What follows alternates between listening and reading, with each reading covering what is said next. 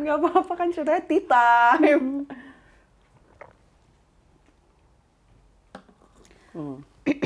Terus. Welcome to the Simple Man's Universe.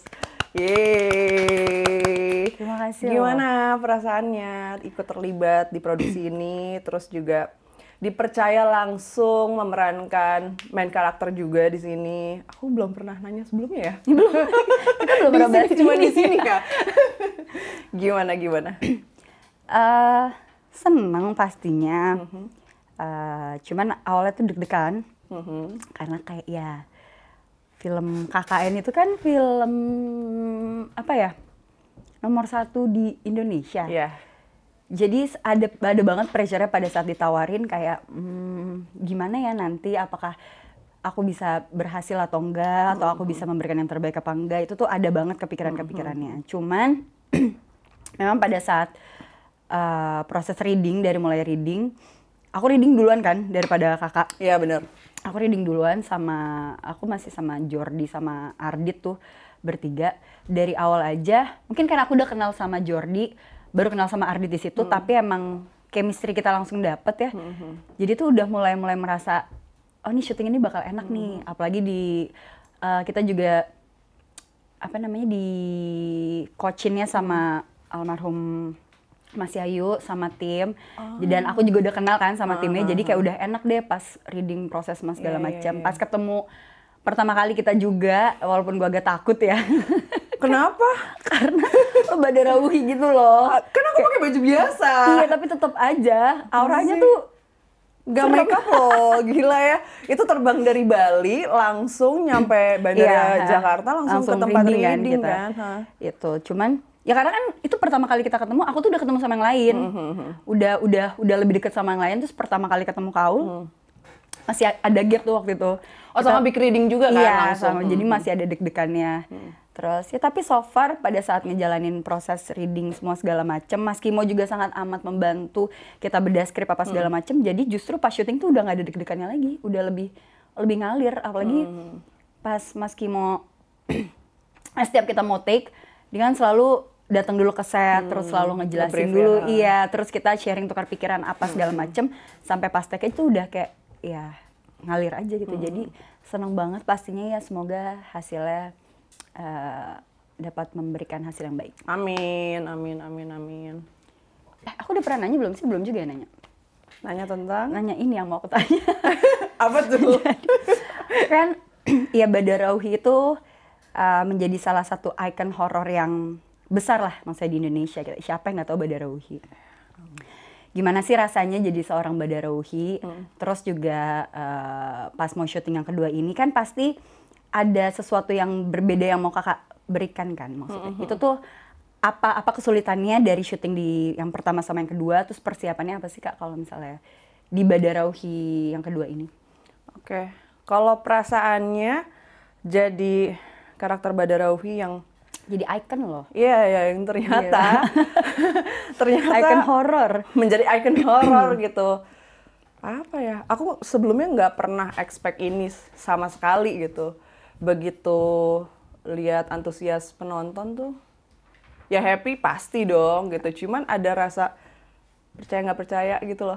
Paham kan? Kayak masa sih kok bisa gitu, kayak masih belum menerima gitu. Bahkan kayak misalnya di tempat umum ketemu orang-orang tuh manggilnya udah bukan Aulia Sarah gitu, tapi kayak Badarauhi atau kayak Ratu Ular. Takut. Ada sampai sempat marah ya waktu itu ya. Gitu kayak awalnya aneh-aneh sampai akhirnya ya udah embrace aja deh gitu, kayak oh ya udah berarti ambil positifnya, karakternya tuh diterima dengan baik sama penonton ya, alhamdulillah gitu. Terus tahu-tahu ternyata bikin Badarauhi di Desa Penari itu juga di luar ekspektasi gitu, kayak nggak pernah kepikiran kalau Badarauhi dijadiin sebuah judul gitu. Karena awalnya judulnya bukan itu kan? Bukan itu gitu, kayak yang film kita ini gitu. Last minute banget berubah kan, kita juga kita surprise gitu. Aulia Sarah. Asik. Ya, mau di Evrosina. Gimana sih Kak cara acting ini jadi mencekam kayak gitu, jadi orang tuh takut ngeliat Badarohi itu gimana?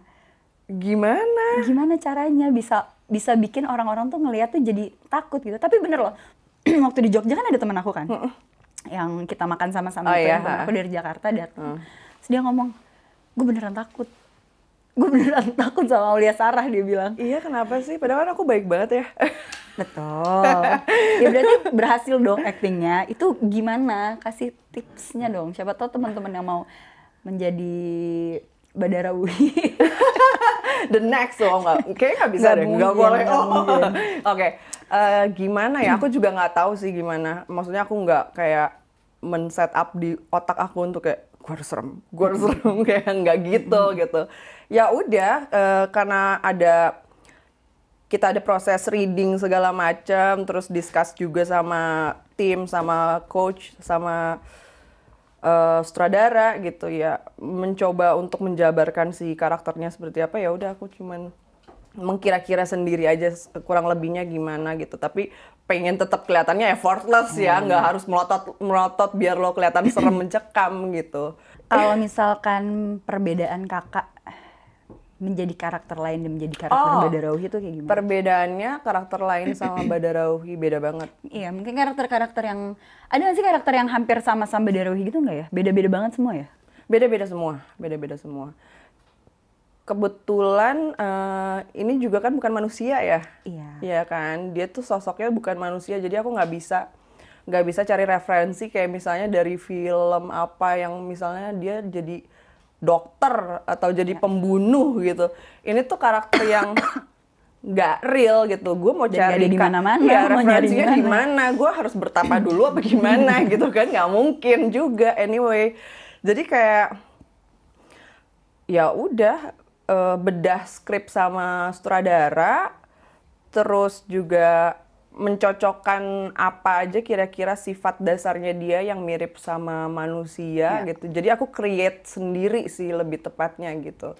Karena ini kan udah ada bukunya, udah ada thread-nya. Jadi aku terbantu dengan kisah-kisah itu gitu dari sana gitu. Jadi tinggal dieksplor sendiri sih.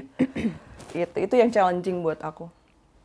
Kakak kalau misalkan main film urban legend gitu, lebih ada pressure-nya apa nggak? Lebih kayak, kalau aku jujur ada, karena kayak biasanya kan orang udah punya ekspektasi ya. Yeah. Orang udah tahu ceritanya, mereka punya ekspektasi sendiri.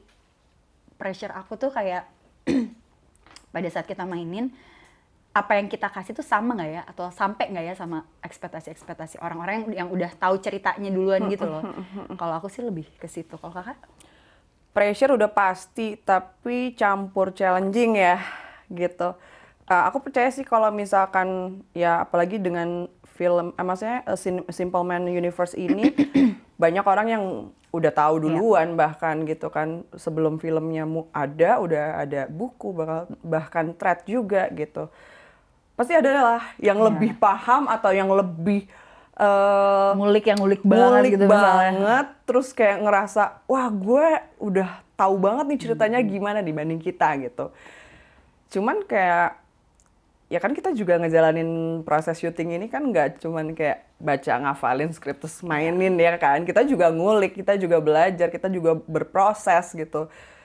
Ya sebisa mungkin ya semaksimal mungkin kita memberikan yang terbaik gitu, yang kita punya, yang kita bisa gitu. Ya orang menilainya misalnya nggak sesuai ekspektasi ya aku balikin lagi sih ke mereka gimana. Yang penting kita ngejalaninnya beneran pakai hati ya kan gitu. Gitu sih.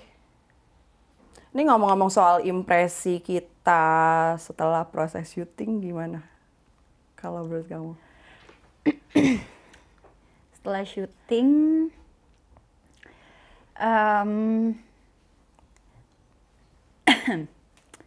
aku sih ngerasa bener-bener apa ya, bersyukur karena ada di project ini.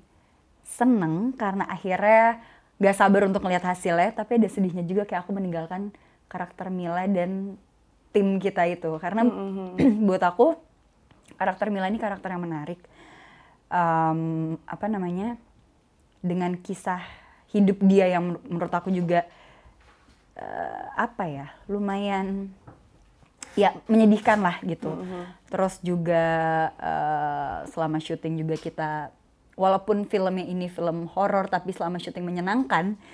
Jadi tuh kalau aku tuh selesainya tuh lebih ke gue beneran kayak kata Clares gitu, gue punya keluarga baru gitu. Gue punya Jordi yang maksudnya sebagai apa ya, keluarganya Mila juga. Di sini gue merasa Jordi juga bener-bener sebagai keluarga aku juga gitu di dunia nyatanya. Jadi bener-bener kayak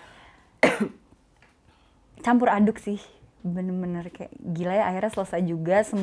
Semua perjuangan kita bisa kita tonton sama-sama. Terus juga apa ya, kayak kesan dari syuting film Badarohi di Desa Penari ini tuh nggak ada yang sedih gitu, semuanya menyenangkan. Jadi ngebikin aku kayak ini salah satu project yang apa ya, yang pasti akan aku banggakan terus sih. Iya. Wow. Impresi aku ya soal begitu selesai semua proses syuting. Kakak nangis nggak sih waktu itu? Oh, nangis banget. Iya, aku juga. Hey, saya yang paling nangis. Aku juga nangis banget. Kayak kalian semua udah ganti baju datang, aku masih pakai baju Badarohi gitu, kayak nangis. Iya. Bangga udah pasti sih gitu, dan balik lagi dipercaya untuk memerankan karakter Badarohi gitu, kayak apa ya, luar biasa, kesempatan yang luar biasa yang dikasih sama Tuhan gitu. Terus juga pas pulang tuh yang aku bawa bukan cuman kebahagiaan ketemu keluarga baru, teman-teman baru, tapi juga kayak bangga karena film kita tuh nanti bisa dinikmatin sama penonton. Kita menyuguhkan bukan cuma tontonan yang horor gitu. Iya kan? Kayak PD-nya tuh lebih kayak ini bukan horor biasa gitu. Enggak kayak pada umumnya menurutku gitu, karena di sini orang habis nonton pulang ada yang dibawa gitu, tapi sesuatu yang positif gitu, kayak buat orang merefleksikan diri gitu. Ceritanya tuh sangat dekat sebenarnya sama kita gitu ya kan, sama kehidupan sehari-hari. Kayak simpelnya tuh ceritanya emang sebenarnya hal yang nyata juga di kehidupan real life orang gitu. Jadi kayak orang bisa relate juga sih. Iya, dan ini kan sentuhannya kayak sangat Indonesia sekali gitu. Jadi nggak hanya horor tapi juga indah, enak dilihat dengan hijau-hijaunya Indonesia, terus shotnya dengan tuh keren banget. Apalagi ini kan film for IMAX juga, nanti orang-orang bisa lihat dengan new experience di layar IMAX gitu kan, segede itu, kayak beda banget daripada film yang lain, apalagi ini pertama ya. Terus juga apa ya, itu membanggakan banget sih. Banget sih. Film Indonesia pertama. Aku merasa bangga dan bersyukur menjadi bagian sejarah Indonesia sih. Gitu. Jadi, menurut aku semua penonton sih harus wajib nonton Badarohi di Desa Penari film for IMAX. Kenapa? Karena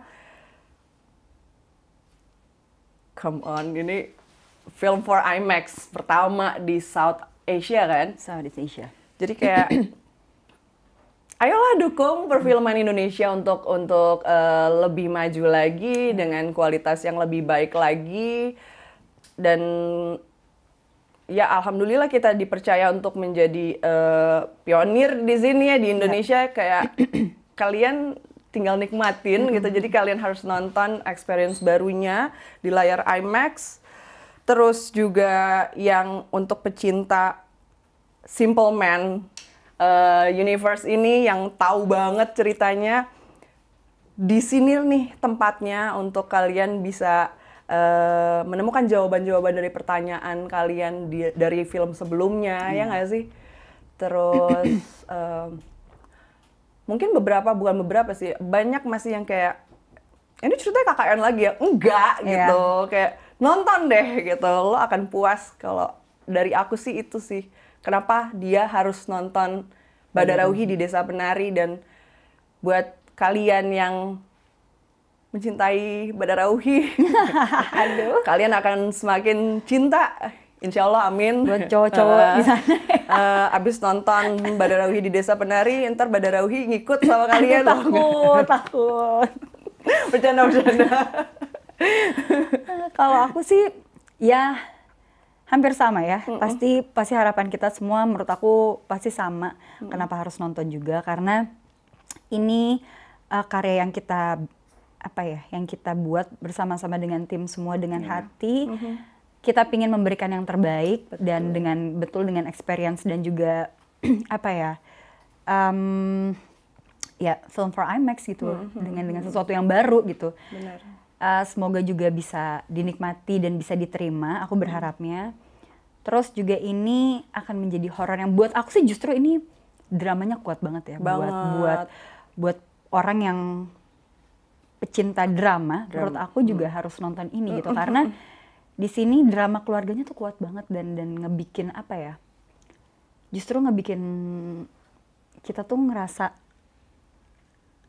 lebih oh gini toh kalau misalkan orang tuh berkorban buat orang yang kita sayang tuh apapun tuh akan dilakukan gitu. Jadi kayak otomatis aku sih nyentuh ya, ini menyentuh gitu buat otomatis aku. Lo abis selesai nonton lo akan inget keluarga lo gitu.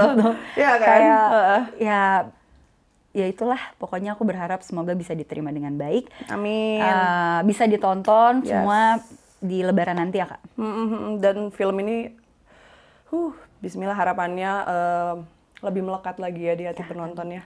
Oh dan yang udah nonton yang pertama, mungkin ada beberapa hal yang kayak mungkin belum dimengerti di sana. Di sini banyak penjelasan-penjelasan. Aku nggak sabar nih. Abis puasa langsung Lebaran, film kita tayang ya kan? Karena film kita akan tayang pas banget dengan Lebaran ya? Lebaran, pas banget kan, orang-orang abis dapat THR kan, mau kemana nih? Bioskop langsung nonton Badarauhi di Desa Penari, film for IMAX ya kan?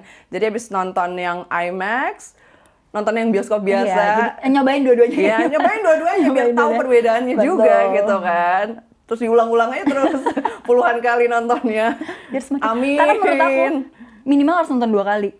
Yes, minimal 2 kali ya. Karena ini tuh banyak banget cerita-cerita yang kayak mungkin akan benar-benar dimengerti pada saat nonton kedua kalinya. Iya. Karena ceritanya walaupun dramanya kuat tapi kompleks juga. Benar. Dan harus nontonnya di bioskop sih. Iya. Nggak boleh bajakan. Betul. Nggak boleh nunggu nanti pas di bioskop udah nggak ada, nggak boleh. Harus saat tayang di bioskop.